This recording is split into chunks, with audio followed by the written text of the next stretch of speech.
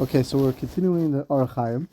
We're still in the first pasuk, and really there's three questions that the Hachaim is indirectly asking. The first question is not really from the Hachaim, but the Hachaim will answer the question, Simcha, is why did the Parsha break the Makkos in the first Parsha Va'era there was 7, and how come in this Parsha there's 3? Why wasn't it 5 and 5, 6 and 4, or all 10 and 1 Makkah? Or maybe Makkos B'charis was such a high Makkah, so Hashem could have made that sechet. Why did Hashem do 7 and 3? That's question number 1. Okay. Question number 2 is the pasuk says that Hashem told Moshe that I hardened Paro's heart in order that I should put in Mitzrayim the next 3 Makkos. The words are Oisesai Eila, these signs.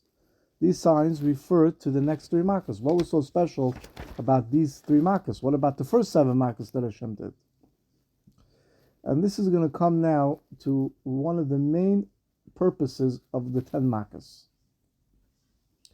Meaning to say that Hashem really could have wiped out Mitzrayim in one big Makkah.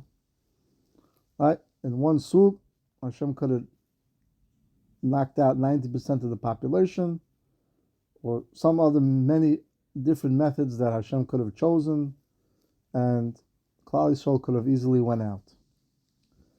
And this is really, indirectly, the Hachaim is going to bring this down, a question that Moshe Rabbeinu had.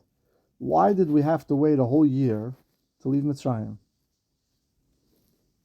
Okay. From the time that Hashem told Moshe Rabbeinu, go to Pari for the first time, until they actually left, was a little bit more than a year.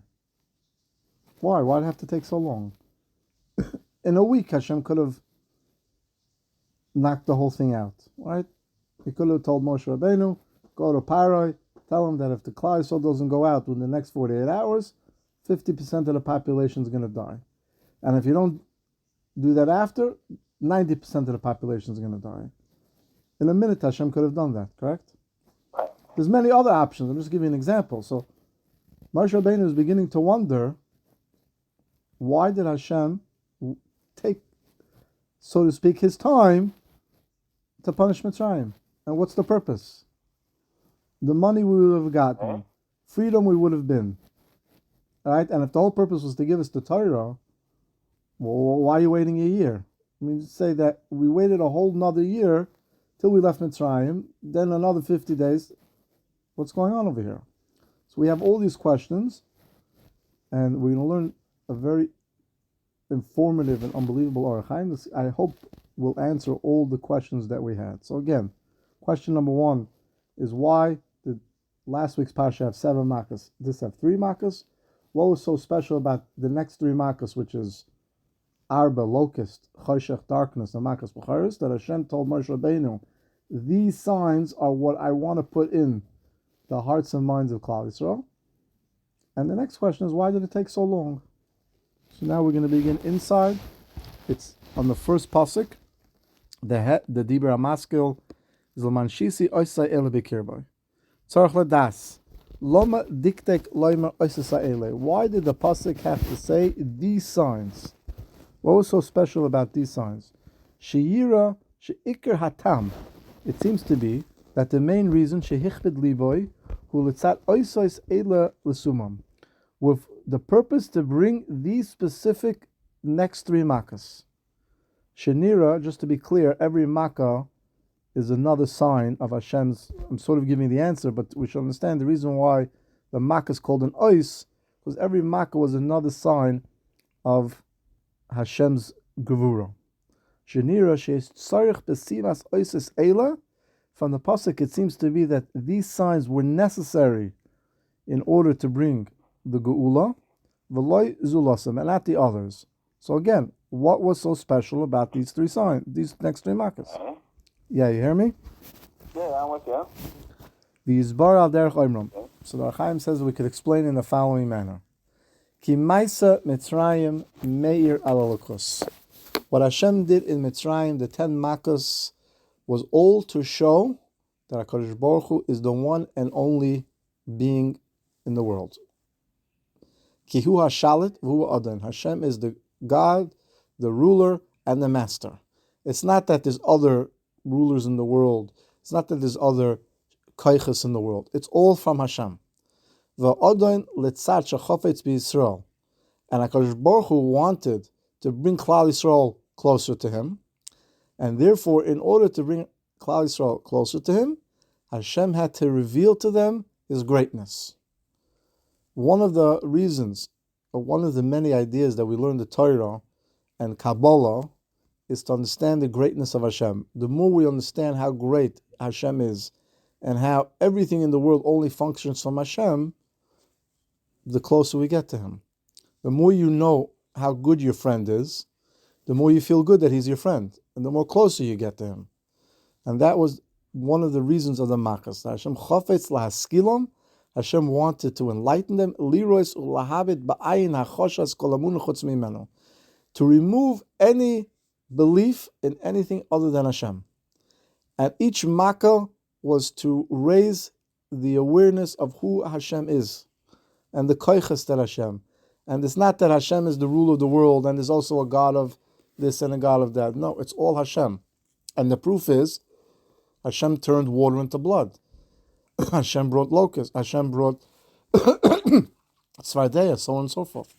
However, up until this point, even though there were 7 unbelievable makas, Adayin, and even though Hashem gave 7 makas, Adayin loiheram ki hu boire ruach v'osim lachav. This simcha is one of the main key over here. Hashem did not yet show that HaKadosh Baruch Hu is the one who created the wind and he makes malachim. It's true Hashem showed that he has power over water, over animals, over all different things. But yet there was no proof that Hashem can control the wind.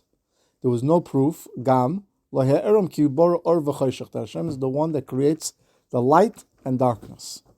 And therefore the next 3 signs, Hashem tells Moshe Rabbeinu, you're going to see that I am the one that creates the wind. What brought and took away all the locusts? The wind. The next Makkah, the 9th Makkah, was darkness. Hashem created darkness. Hashem put darkness in the world. Hashem removed the light. And without that, you would have been missing in the emunah of HaKadosh Baruch Hu. Pirish, ki letzad she'amar elav ki ani ichbaret iz liboy, yesh mokan l'moshe loymar, lo mi yarech oid ha'tarech v'yitzarech gam kein l'shad ha'marachas. And this is what we mentioned before. When Hashem tells Moshe Rabbeinu, after the 7th Makkah, don't worry, I'm the one that's causing Paroi to be stubborn. Moshe Rabbeinu could have said, for what purpose? Right? Moshe Rabbeinu could have said, if you wanted to show that you were the God of the world, you already showed it in the first 7 Makkahs. Right? So for what purpose do we need the next 3 Makkahs? Moreover, the last Makkah of Barad was where Hashem fused water and fire together. Who could do that if not the creator of the world? So therefore Hashem tells Moshe Rabbeinu, no, there's still 3 more signs that I have to instill into Klal Yisrael, that they will know for the rest of time that I am the creator of the world. And not just the creator, everything functions on my command, says Hashem. And that is the purpose of the next 3 Makkahs. And the ultimate Makkah was Makkah's Becharis. Makkah's Becharis showed that not only that Hashem knew who the firstborn was, Hashem was able to recognize that if a man had a firstborn with another lady and nobody knew that, Hashem knew it. Right? And we know that Hashem, right, it was very possible that they didn't know who their kids were, right? Because they were very, steeped in immorality. So it's very possible that, a guy could have had, multiple firstborns from different women. Or he could have had, he didn't know who his kids were. Hashem knew. Not only that, they put their firstborns in the house of the Jewish people. Hashem still knew.